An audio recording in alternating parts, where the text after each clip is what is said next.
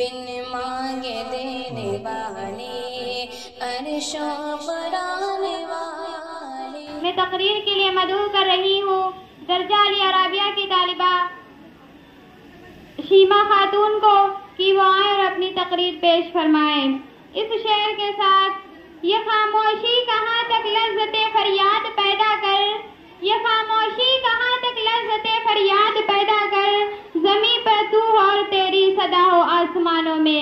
شیما خاتون۔ السلام علیکم ورحمۃ اللہ وبرکاتہ۔ الحمدللہ رب العالمین والصلاة والسلام علی سید الانبیاء والمرسلین وعلی آلہ وصحبہ اجمعین، اما بعد، فاعوذ باللہ من الشیطان الرجیم، بسم اللہ الرحمن الرحیم۔ من یعمل سوءا یجزا بہ، سبحان ربک رب العزۃ عما یصفون، والسلام علی المرسلین والحمدللہ رب العالمین۔ عمل سے زندگی بنتی ہے جنت بھی جہنم بھی، عمل سے زندگی بنتی ہے جنت بھی جہنم بھی، یہ خافی اپنی فطرت میں نہ نوری ہے نہ ناری ہے۔ میری پیاری بہنوں، انسان جیسا عمل کرتا ہے ویسا اس کے ساتھ اللہ تعالیٰ کا معاملہ پیش ہوتا ہے۔ نیک عمل کرے گا تو اجر ثواب کا مستحق ہوگا، گناہ کرے گا تو سزا کا مستحق ہوگا۔ اس کو قانون جز کہتے ہیں۔ یہ حاکم الحاکمین کا بنایا ہوا ایک نظام ہے، اس لیے انسان دنیا میں جو کچھ بھی کرتا ہے اس کا ریکارڈ اللہ تعالیٰ کے یہاں تیار ہو رہا ہے۔ دنیا والے تو ویڈیو فلم بناتے ہیں اور اللہ رب العزت کے اس کے سارے نام اعمال میں اس کا ریکارڈ تیار کر رہے ہوتے ہیں۔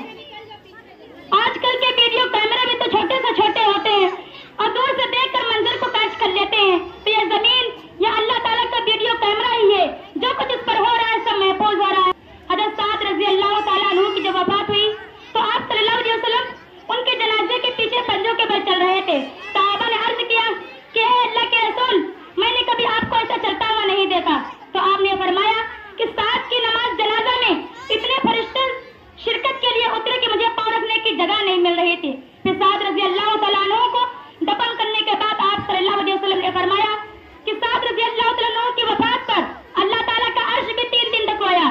اس لیے جب نیک آدمی دنیا سے فوت ہوتے ہیں تو اللہ کا عرش بھی روتا ہے اور زمین بھی روتی ہے، اور برے بندے اس کے لیے زمین کہتی ہے کہ جتنے لوگ بھی میرے پیر پر چلتے ہیں ان میں سے سب سے زیادہ عداوت مجھے تجھ سے تھی، آج تو میرے قابو میں آیا ہے، دیکھ میں تیرا کیا حشر کرتی ہوں۔ اس لیے اچھا انسان وہی ہے جو اللہ تعالیٰ کی نافرمانیوں سے بچتا ہے۔ ان نافرمانیوں کا کچھ اثر تو اسی دنیا میں ہو جاتا ہے جو ہم نے مستقل 2 دنوں میں سنا۔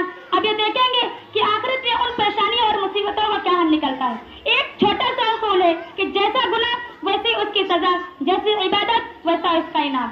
اس کی دلیل سنیے قرآن مجید سے کہ جو لوگ رات کو جاگتے ہیں، تہجد پڑھتے ہیں، شب زندہ دار ہوتے ہیں، رات کے آخری پہر میں اپنے رب کے سامنے مناجات کرتے ہیں، اپنی نیندیں قربان کرتے ہیں، کام کاج کی واسطے تکے ہوتے ہیں، مگر اپنے آپ پر غالب کر کے زبردستی اپنے آپ کو اس وقت جگاتے ہیں، اللہ کے حضور صلی اللہ علیہ وسلم نماز پڑھتے ہیں، اللہ تعالیٰ نے ان کے لیے جنت میں بہت انعام تیار کر رکھا ہے۔ میری پیاری بہنوں، حضور صلی اللہ علیہ وسلم کی عادت مبارک یہ تھی کہ جب آپ فجر کی نماز کے بعد تشریف رکھتے تو صحابہ کرام سے فرمایا کرتے تھے کہ بھائی کسی نے خواب دیکھا؟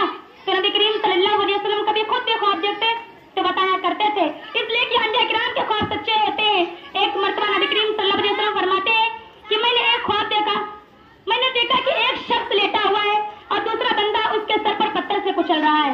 پھر ایک اور شخص کو دیکھا کہ وہ بھی سیدھا لیٹا ہوا ہے اور دوسرا شخص اس کے ایک زنبور سے چاقو سے اس کے ایک رخسار کی طرف چیرتا ہے، اور ابھی ٹھیک بھی نہیں ہوتا ہے کہ دوسری طرف پھر چیرتا ہے۔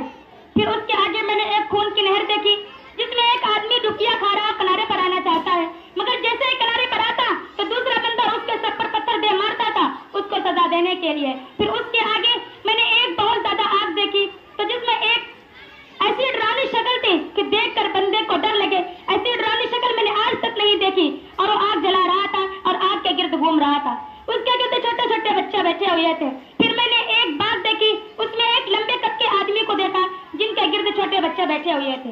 پھر مجھے بہت ہی خوبصورت اور اونچے درخت دیکھے تو مجھے جو لے جا رہے تھے انہوں نے کہا کہ اوپر چڑھے، تو جب میں اس درخت پر چڑھا تو اوپر جا کر مجھے ایک شہر آباد ملا، ایسا شہر جس کے مکان کی دیواریں سونے اور چاندی کی اینٹوں سے بنی ہوئی تھی۔ جب میں اس مکان پر پہنچا تو اس کا دروازہ کھولا تو اس میں مجھے چند آدمی دکھے، ایک کا بدن آدھا جلا اور آدھا خوبصورت تھا، تو مجھے لے جا رہے تھے۔ انہوں نے کہا کہ میاں غسل کر उनका जला हुआ बदन ठीक हो गया। नबी करीम सल्लल्लाहु अलैहि वसल्लम ने अपनी गवाचे जिंदगी को ख्वाब में भी देखा और मेराज में भी देखा। चांद नबी करीम सल्लल्लाहु अलैहि वसल्लम ने मेराज में देखा कि चांदी और सोने की कोई एक चीज की किस्म होगी और उसको फरिश्ते जहन्नम की आग में गर्म करेंगे और उस बंदे के पेशानी और पहलों को दाग लगा दिया जाए होगा। ये कौन लोग होंगे? ये वो लोग होंगे जो ज़कात अदा नहीं करते हैं। अल्लाह ताला ने गुनाह में और मुनासिबत में एक फर्क रखा है कि पेशानी से शुरू करेंगे कि पेशानी ज़कात अदा करने पर उनकी पेशानी पर शिकन आती थी। फिर हुजूर सल्लल्लाहु अलैहि वसल्लम फरमाते हैं कि मैंने एक बंदे को देखा जो सीधा खड़ा हुआ था और दूसरा बंदा आया और उसको जुर्कू में झुका दिया, उसकी गर्दन के अंदर एक बुर्ज गाड़ दी। हुजूर सल्लल्लाहु अलैहि वसल्लम फरमाते हैं कि मैंने उसे बड़ी तकलीफ की हालत में देखा। उन्होंने फरमाया कि कौन था? तो बताया गया कि वादा खिलाफ, जुबान से फिर जाने वाला और धोखा देने वाला था।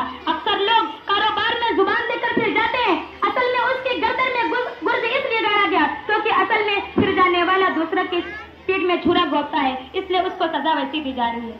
फिर मैंने एक सोने और चांदी की कुछ किस्म की चीज थी जो जहन्नम की आग में गर्म हुई और उछली और उस बंदे के साथ जाकर चिपक गई जैसे कोई चीज आकर लग जाती है। मैंने पूछा कि ये कौन था? तो बताया गया कि चोर था जो चोरी करता था और इसलिए इसके माल को जहन्नम की आग में गर्म करके उसके साथ ही लगा दिया। चुनांचा गिबत करने वाले मर्द की मिसाल ऐसी है जैसे कोई मुर्दार और उस मुर्दार का कोई गोश्त खा रहा है। मेरी प्यारे बहनों, जो आदमी दुनिया में मुतकब्बिर बनता होगा, ऊंचे बोल बोलता होगा, तो अल्लाह ताला उसको क़यामत के दिन चींटी जैसी जसामत अता करेंगे और ताकि वो चले और लोगों अपने उसके पाँव नीचे मसल कर जाए। अल्लाह ताला उसको लोगों के पाँव में पामाल कर देंगे। उसके तकब्बुर और गुरूर को तोड़ने के लिए अल्लाह ताला दिखाएंगे, देख मैं तुम्हारा दिमाग कैसे सीधा करता हूँ। वाह मेरे मौला, तेरे लश्कर भी क्या अजीब है। नमरूद की नाक में एक लंगड़ा मरचा चला जाता है और नमरूद साहब को जो लोग स्लूट मारने के आते उसको पाँव पर जूता मारते थे। मेरे मौला इसी तरह बंदे के तकब्बुर को तोड़ देता है। मेरी प्यारी बहनों, आज वक्त है, हमसे चाहे जितना ही बड़ा गुनहगार क्यों ना हो,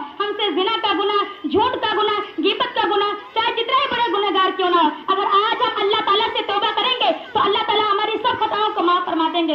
अगर हम चाहें तो इन अपने हाथों से अपनी आखिरत को बिगाड़ सकते हैं, अगर चाहे तो अपने हाथों से अपनी आखिरत को संवार सकते हैं। अल्लाह ताला से दुआ है कि हम सबको अपनी आखिरत संवारने वाली बनाए। आमीन सुम्मा आमीन व मा अलैना इल्लल बलाग। बिन मांगे देने वाली, अर्शों पर आने वाली।